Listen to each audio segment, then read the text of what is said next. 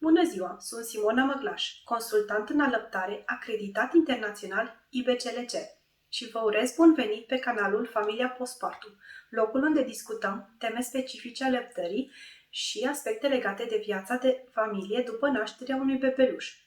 Vă invităm să ne ajutați cu un like, share, subscribe dacă vă place conținutul acestui video. Astăzi vom discuta despre condițiile de colectare și păstrare a laptelui matern.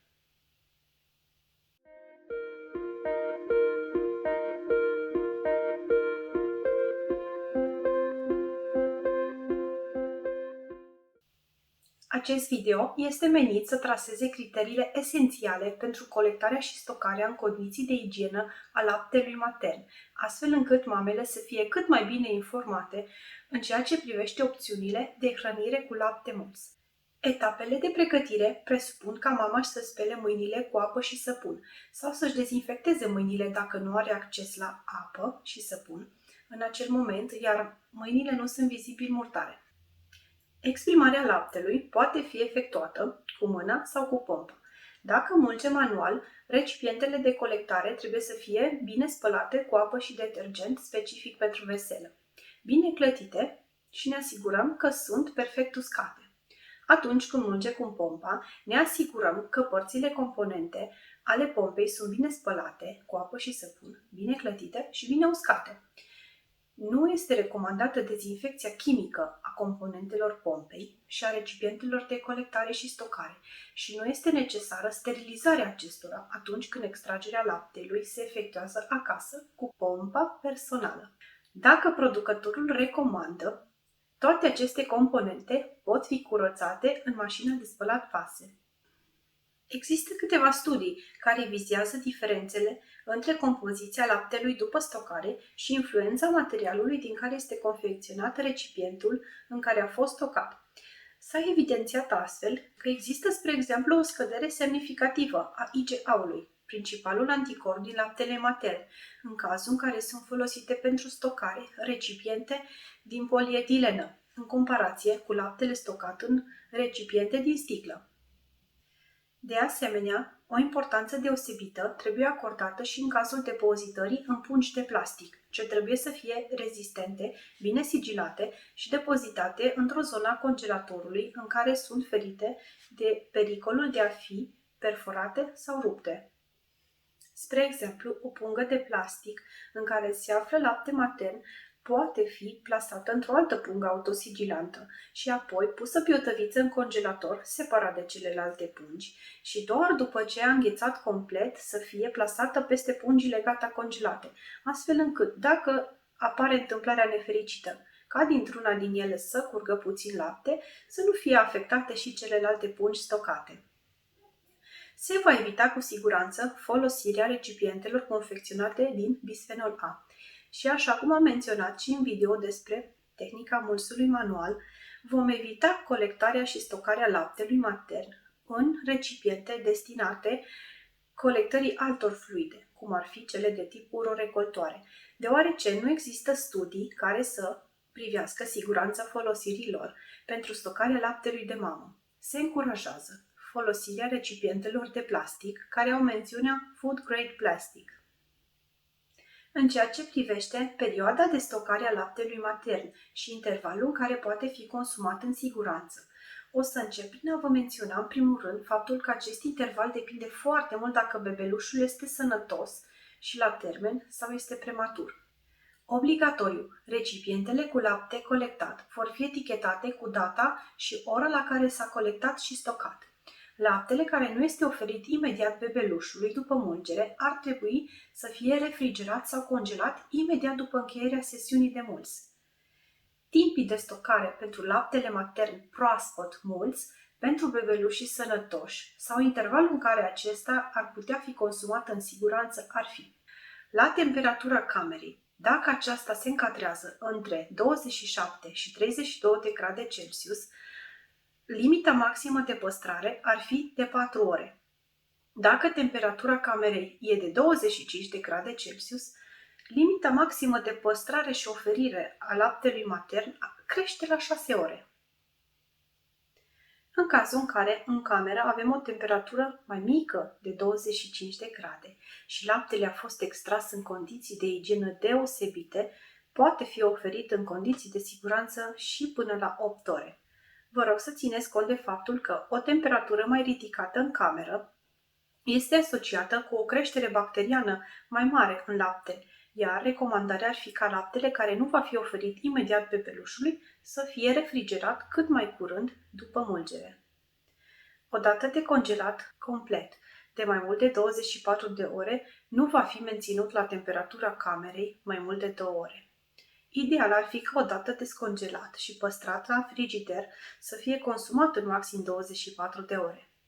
Dacă se începe hrănirea, iar bebelușul nu a consumat întreaga cantitate din biberon, cană sau alt sistem de alimentație pe care îl folosește părintele, laptele nu va fi menținut la temperatura camerei mai mult de 1-2 ore, deoarece intervine o contaminare cu bacteriile din gurița bebelușului. Încenți termoizolante între pungi de gheață. La mai puțin de 15 grade poate fi depozitat maxim 24 de ore. În frigider, la 4 grade Celsius. S-a demonstrat în unele studii că poate fi folosit în siguranță până la 8 zile, însă recomandarea este ca optimul de consum să fie doar 4 zile. Asigurați-vă așadar că fie folosiți laptele imediat, în intervalul optim de 4 zile, fie îl congelați. În congelator, între -4 și -20 de grade Celsius. În cazul în care congelatorul are ușă separată față de frigider, acesta poate fi consumat în siguranță minim 3 luni, maxim 6 luni de zile. De ce se pune intervalul de minim 3 luni? Pentru că unele studii confirmă faptul că multe dintre proprietățile laptelui descresc semnificativ după 3 luni de congelare, dar tot rămân net superioare laptelui praf. Asociația Nord-Americană a Băncilor de Lapte Matern menționează în tabelul lor privitor la limitele de păstrare a laptelui faptul că alăzile frigorifice mari de tipul celor de înghețată, deep freezer, cum le numesc ei în tabel, laptele matern poate fi păstrat chiar și 12 luni. Dacă însă congelatorul nu are ușă separată, acesta poate fi păstrat maxim 2 săptămâni din cauza fluctuației de temperaturi care apare atunci când deschidem ușa frecvent. Aproape toți timpii de stocare scad în cazul în care laptele va fi oferit unui bebeluș prematur sau unui bebeluș cu probleme de sănătate. Recipientele care sunt pregătite pentru congelare trebuie umplute doar 3 sferturi pentru a lăsa loc expansiunii specifice atunci când congelăm lichide. Ideal este să nu congelați cantități mari pentru a preveni risipa sau să folosiți recipiente de dimensiuni diferite, între 15 și 120 de ml, pentru a ușura decongelarea. În ceea ce privește decongelarea, există mai multe metode. Se va decongela întotdeauna recipientul cu cea mai veche dată trecută pe el. Dacă dorim decongelarea rapidă, putem plasa recipientul într-un vas cu apă caldă, dar apa să nu depășească 37 de grade Celsius și ne asigurăm că nivelul apei nu trece de capac, nici măcar la baza capacului să nu fie, astfel ne asigurăm că nu pătrunde apă în recipientul colector.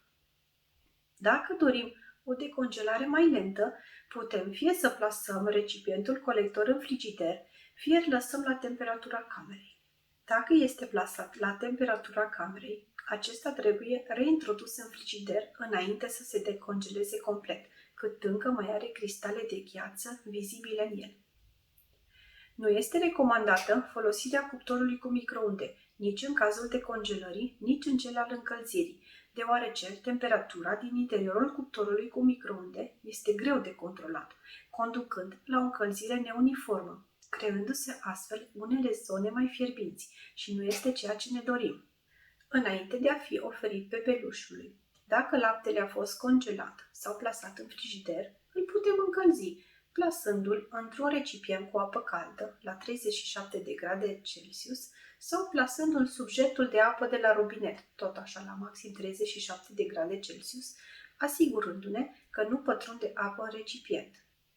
Există puține studii privitoare la posibilitatea recongelării laptelui matern după decongelare, iar în acest sens nu pot fi formulate recomandări. Unele mame afirmă faptul că, după refrigerare sau congelare și decongelare, uneori laptele matern are un gust sau miros asemănător celui de săpun. Acesta este un fenomen natural, datorat activității lipasei, iar laptele este sigur pentru consum și poate fi oferit bebelușului, cei mai mulți dintre aceștia nefiind deranjați de gustul sau mirosul deosebit. Multe dintre alimentele pe care mamele le consumă în timpul alăptării modifică gustul sau mirosul laptelui matern, iar cei mai mulți bebeluși nu au nicio problemă cu acest lucru. Dacă vă confruntați cu situația rară în care bebelușul refuză laptele din cauza activității lipazei, puteți să încercați să îl opăriți înainte de congelare sau refrigerare. Concret, într-un vas se încălzește laptele până la aproximativ 82 de grade Celsius sau până apar mici bule pe marginea vasului, apoi se răcește brusc și se depozitează. Dar înainte de a supune laptele la procesul de opărire, ar trebui să vă consultați cu medicul pediatru sau cu un consultant în alăptare pentru a vă asigura că acesta este motivul refuzului laptelui. Deoarece încălzirea laptelui peste 40 de grade Celsius distruge o parte din proprietățile imunologice ale acestuia, dar rămânând în același timp tot net superior laptelui praf. Acesta a fost videoul de săptămâna aceasta de la familia Postpartum despre colectarea și stocarea laptelui matern. Dacă v-a plăcut conținutul acestui video, vă reinvit să ne ajutați cu un like, share, subscribe. Vă mulțumim pentru vizionare!